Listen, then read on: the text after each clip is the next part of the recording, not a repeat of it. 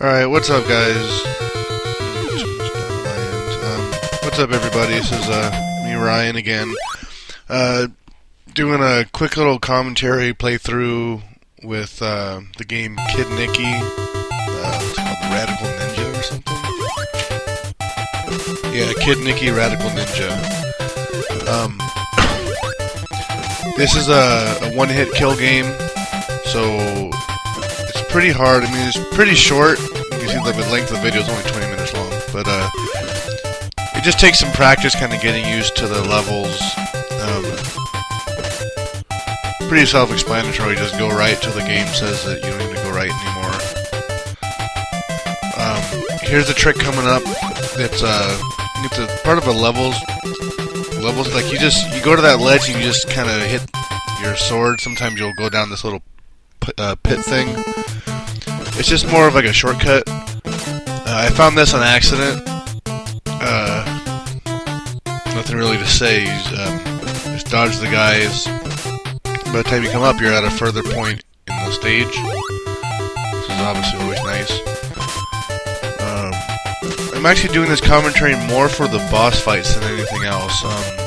I do a pretty significant levels, like a warp in World 4. We'll get to that when we get to level 4. So, I kind of want to do this video for people that are interested in the game, more for the boss fight, because the boss fights are all pretty unique, which is pretty neat for, I mean, this is one of the first games I think that came out on Nintendo. So this is actually the cartridge I've had since I was about 7 years old, so I've had this cartridge for a long time. So basically with him, you just, once he's in the air, you have to jump and meet him in the air with your sword. If you don't hit him, you'll just get kicked back across the screen. You don't die if you're jumping. I'm not sure. And then sometimes he breathes on you. I don't know. Just follow what I did, and you'll beat him pretty quickly. Kind of wish there were more power-ups in the game. This is a pretty cool little power-up for your swords, and like a ninja star that comes out. Doesn't happen very often. There's another one with it kind of reminds me of like a mace, like on a ball. It kind of just swings around your body for a few seconds. I don't think I get it in this playthrough. I don't remember. But you know, again, just take it slow. You know, anything that touches you will kill you, so just take it slow.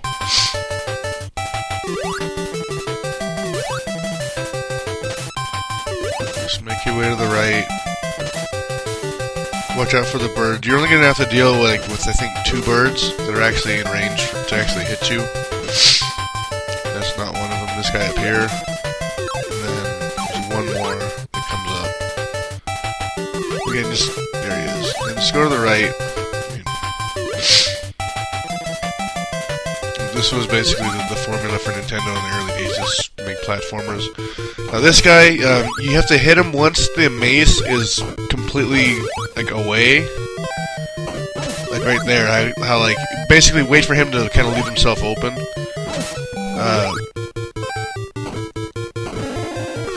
You hit him 5 times and it's over.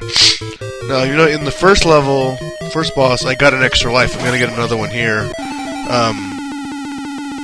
The way that you make that happen is the minute on the time left, the minute hand or the minute number, and the far right number have to be the same. Then you use your baton stick thing to hit the scroll, and you'll get an extra life pretty much every time. I've only had issues with it. I think I only had issues with it maybe once or twice during this playthrough.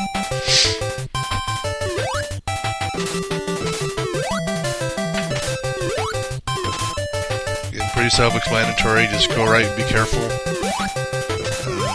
There's another kind of a level skip kind of thing coming up here in a little bit. I'll talk more about it when it comes up.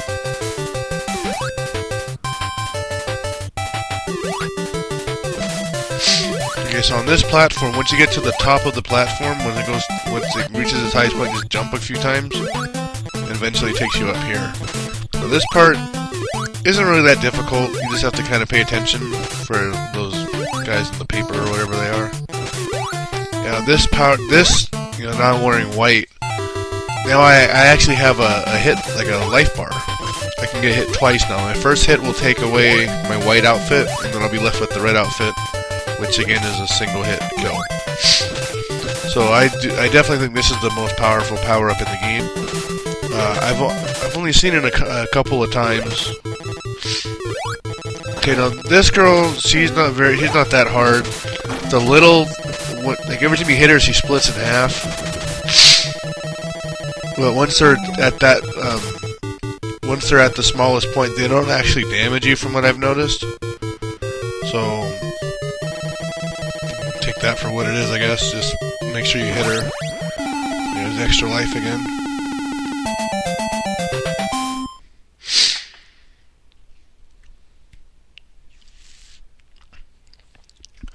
Alright, so here's where I start off here. You just crouch for about 3 seconds, and then you get transported to a different part of the level. This is a bonus area. Some of the eggs, once you land on them, will crack. That's an indication that something's going to come out of them. Sometimes you'll get a power-up, or not a power. Sometimes sometimes you'll get that, like the worm thing. Sometimes you get an extra life. Sometimes you get a scroll. It's all random, from what I've noticed.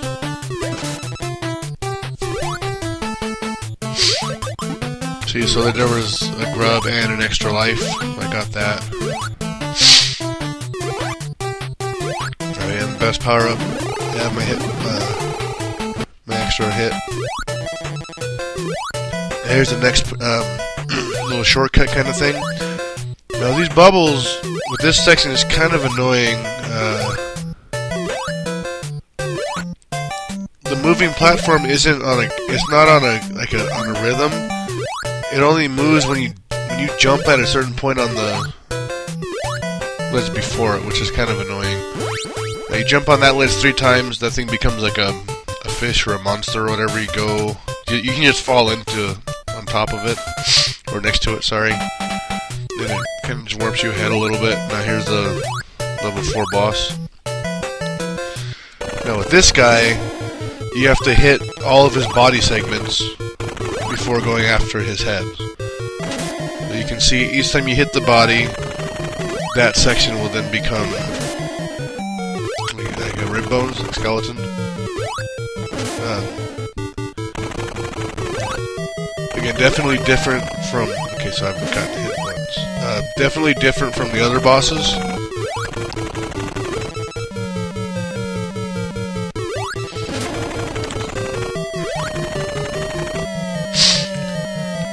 Probably the most frustrating thing about this particular boss, even if you don't have the extra, the extra hit, is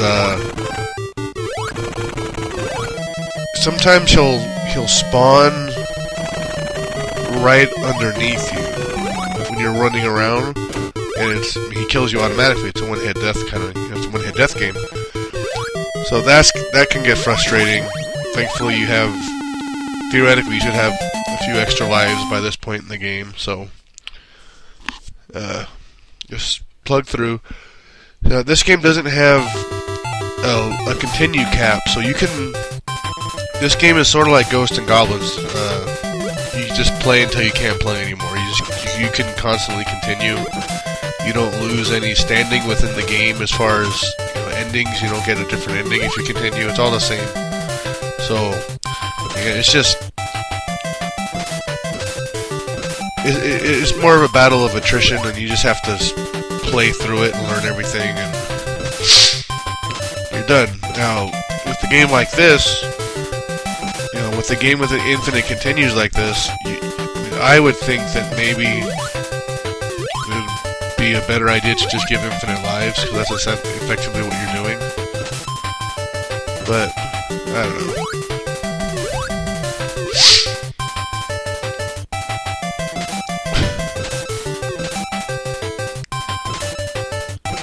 Careful, make your way to the right. If these bald guys, sometimes they'll throw bombs at you, but they're not very hard to avoid.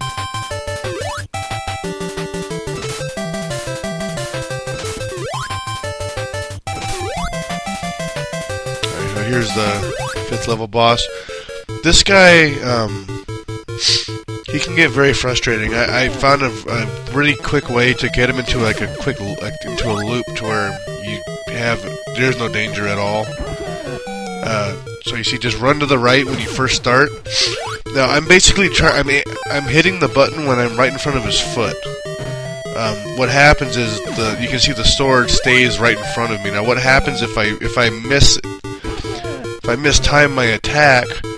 My sword actually gets kicked all the way across the screen, and then he ends up doing different sets of attacks on you.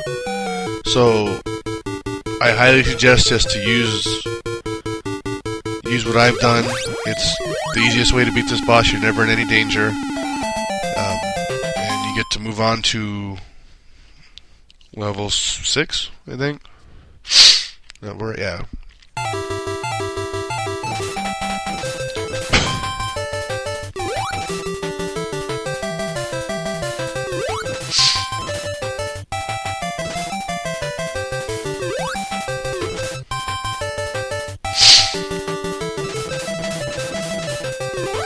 I got my power up again. Oh, and the jump is always a constant height. There's no like, you just jump.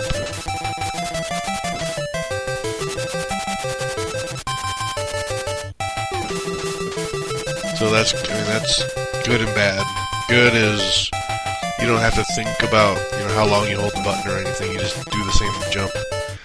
Bad is you're always doing the same jump, so if you try to jump at something and you miss, the odds are you're going to end up landing on whatever you missed, which is obviously death in this game. You just be cautious, make your way to the right. Now, you're going to see these weird baby-looking things that shoot bubbles.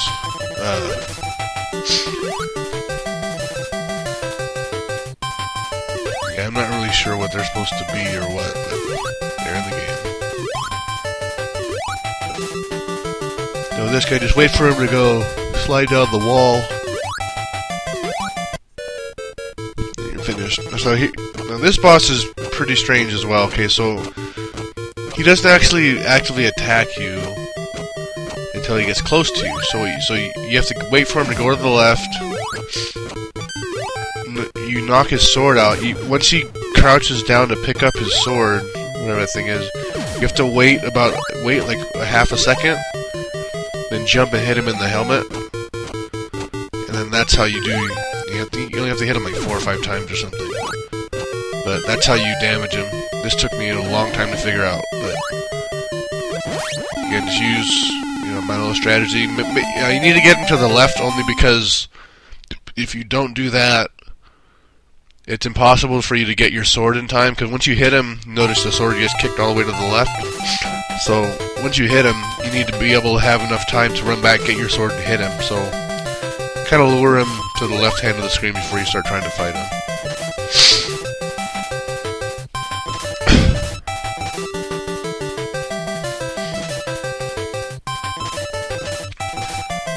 So this is the last, or second to last stage, but this is the last stage with any really with major enemies in it.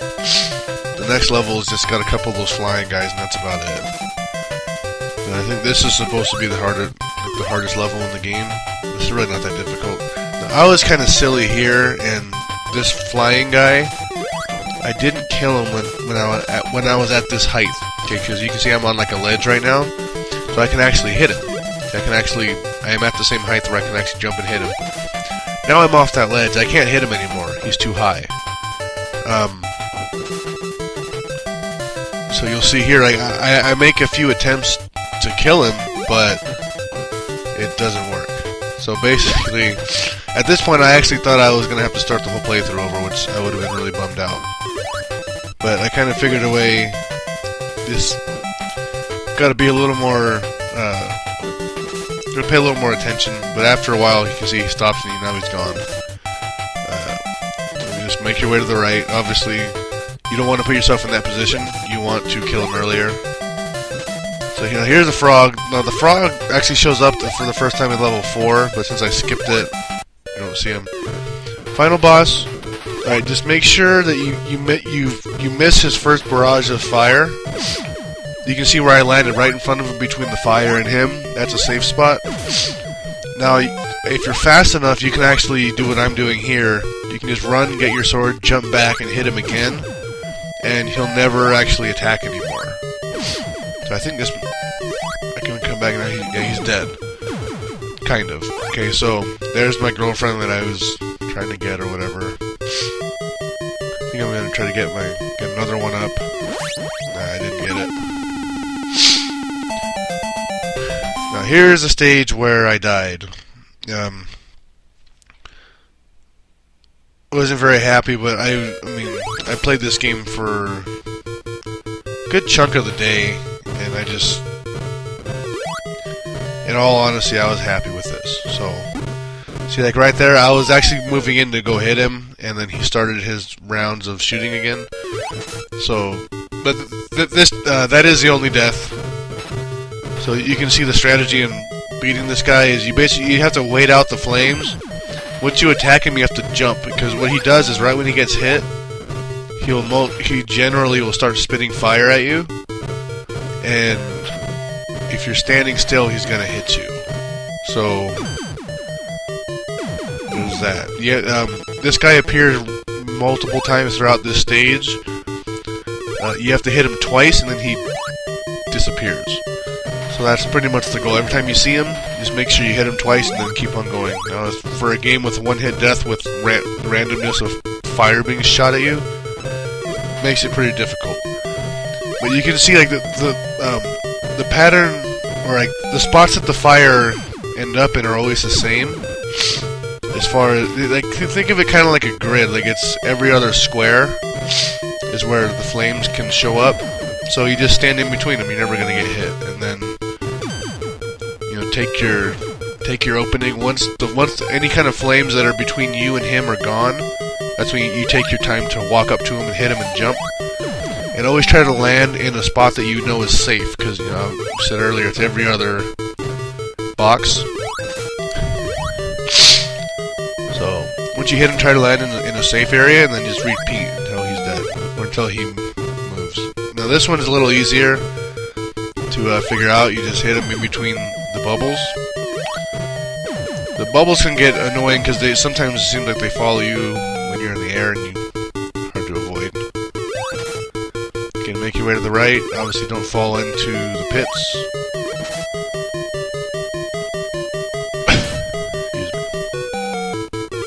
Excuse me. So here's the last the last version of the boss. You'll see once you get close to him, he'll disappear and go to the other side of the screen. So what you have to do, and he'll do this as long as you want. See, once you get close to him, it becomes an issue.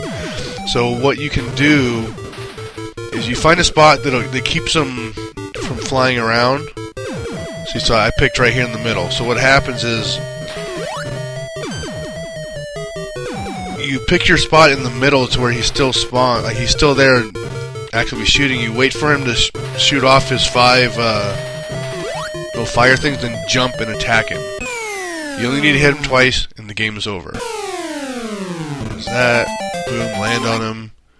Radical dude. 8 extra lives. Thanks to your awesome ninja skills, peace has returned to our castle once again. We will remember you forever. You are one rad kid. Whatever that thing said. So, the end, and then there's some weird curtain thing. So, thanks for watching. See you guys later.